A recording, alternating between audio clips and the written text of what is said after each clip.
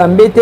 toko clôturer vraiment année et longona bino en église Jésus réponse o ezwami na bundi 88 na bandal bisengo aretibangu référence ezali kin marché okomona pano na biso na ngambo wana otunika bundi 88 ndako moko ya pembe bleu de wana esika Jésus réponse ezwami vendredi le 31 décembre 2021 eza mokolo na yo vraiment soki ba veiller kozala ndeto yina noté programme mboka soki kozala tokozala so na butu soki kozala te tozala na moi donc tokokumisa kanzambe kozala awa bana Jésus réponse nyonso lembano bunga na ozonga sima mama lobizongela nzambe yaka na makolaza parce que bitelengana na yo et puis soit ta réponse mon côté yaka soko bota mona moko na 100 jours yako bakisa po siko zokena po bakisite soki pena nozwaki musala yaka donc nzambe kaka muto akosala ka nzambe na bino Jésus réponse aza po abalisa boti sa pambola ayanola donc tozo bengisa bandeko so pona ville ya Kinshasa bandeko ya Brazzaville ta banzela ngo ezana no ekangai mokeme okoko dusula kaka donc ngape ane eza ko ya tokozana na Brazza pona lokumu na nzambe donc to salimbela on a biso so pona les 31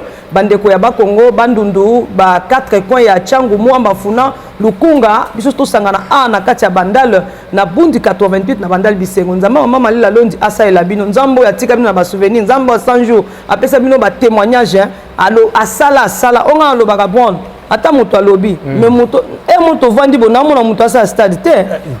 na vandi bo namona moto asa ba plainte do mona na biso te siko niveau wana oh na ka pasteur moko alobi mama et mon abouti ba tonga o mena isi ba tonto tika makamza masana moi so peut-être biso toko kufa pe asani na biso na ngote